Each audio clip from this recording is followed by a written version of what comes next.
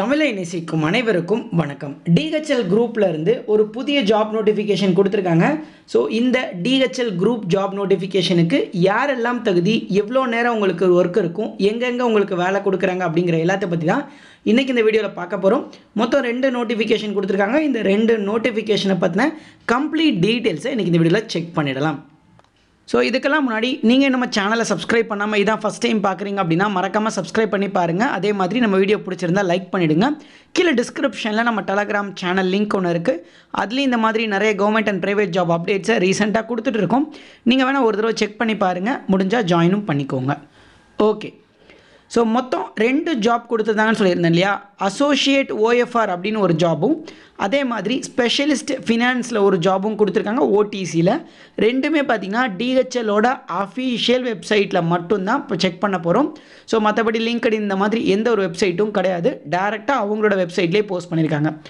Job லொக்கேஷனை பொறுத்தளவுக்கு 2 ஜாபுமே நமக்கு சென்னை லொக்கேஷனில் தான் கொடுக்குறாங்க.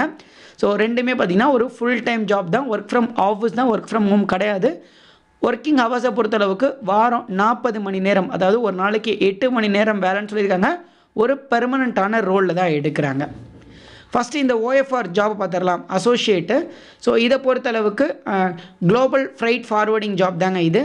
இதில் பார்த்தீங்க அப்படின்னா உங்களுக்கு ஜாப் லொக்கேஷன் ஆல்ரெடி சொன்ன மாதிரி சென்னையில் தான் உங்களுக்கான ஜாப் லொக்கேஷன் கொடுத்துருக்காங்க. ரெக்யர் ஸ்கில்ஸ் அண்ட் எபிலிட்டிஸை பொறுத்தளவுக்கு ஏதாச்சும் ஒரு பேச்சுலர் டிகிரிங்க. ஸோ அதே மாதிரி டிகிரி இன் லாஜிஸ்டிக்ஸ்லையோ இண்டஸ்ட்ரியல் இன்ஜினியரிங்லேயோ மேனேஜ்மெண்ட்லேயோ முடிச்சிருந்தீங்க அப்படின்னா கண்டிப்பாக உங்களுக்கு ப்ரிஃபரன்ஸ் கொடுப்பாங்க. ஆனால் எனி யூஜி டிகிரி முடித்தவங்க அப்ளை பண்ணலாம் அப்படின்னு சொல்லியிருக்காங்க. எக்ஸ்பீரியன்ஸை பொறுத்தளவுக்கு 0 to 3 years வரைக்கும் ஜாப் எக்ஸ்பீரியன்ஸ் இருக்கிறவங்க அப்ளை பண்ணலான்னு சொல்கிறாங்க. 0ங்கிறப்ப ஃப்ரெஷர்ஸே அப்ளை பண்ணிக்கலாம்.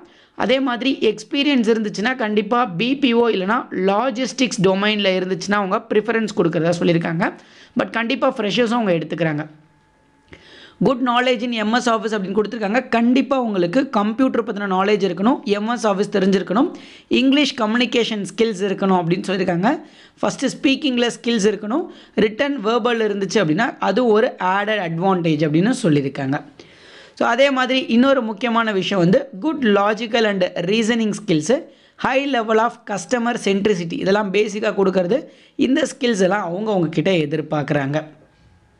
இப்போ அதே மாதிரி இந்த ஸ்பெஷலிஸ்ட் ஃபினான்ஸை பொறுத்தளவுக்கும் அதே மாதிரி தான் ஒரு பெர்மனண்ட்டான ரோலில் தான் சென்னையில் தான் எடுக்கிறாங்க. இதற்கான எலிஜிபிலிட்டி பார்த்திங்கன்னா பேச்சுலர் டிகிரி வந்து ஃபினான்ஸில், அக்கௌண்ட்ஸில், பிஸ்னஸ் அட்மினிஸ்ட்ரேஷனில் இல்லைனா ரிலேட்டட் ஃபீல்டில் கேட்டிருக்காங்க. பிகாம் முடித்தவங்க, பிபிஏ முடித்தவங்க, பிஎஸ்சி முடித்தவங்க, இவங்க எல்லாருமே இந்த ஜாபுக்கு அப்ளை பண்ணலாம். மினிமம் உங்களுக்கு ஒரு 1 year எக்ஸ்பீரியன்ஸ் இருக்கணும், மேக்ஸிமம் 3 yearsக்குள்ளே எக்ஸ்பீரியன்ஸ் இருக்கணும் அப்படின்னு சொல்லியிருக்காங்க. அக்கௌண்ட் பேக்ரவுண்டில், அதாவது அக்கௌண்ட்ஸ் ரிலேட்டட் பேக்ரவுண்டில் உங்களுக்கு 1 to 3 years வரைக்கும் எக்ஸ்பீரியன்ஸ் இருந்துச்சுன்னா மட்டும்தான் இந்த ஜாபுக்கு நீங்கள் அப்ளை பண்ண முடியும் அப்படின்னு சொல்லியிருக்காங்க. கண்டிப்பாக உங்களுக்கு இஆர்பி சிஸ்டம்ஸ் பற்றி, ஃபினான்ஷியல் சாஃப்ட்வேர்ஸு, சாப் பற்றின நாலேஜ்லாம் இருக்கணும் அப்படின்னு சொல்லியிருக்காங்க.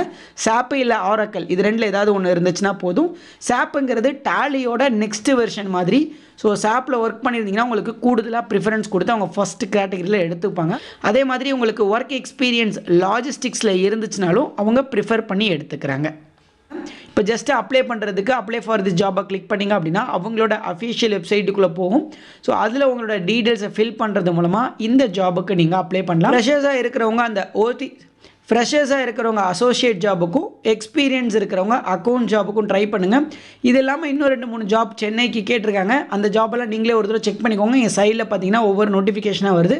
ஸோ இந்த ஜாபில் உங்களுக்கு எது சூட் ஆகுமோ அதை சூஸ் பண்ணி உங்களுக்கான ஜாபை எடுத்துக்கோங்க.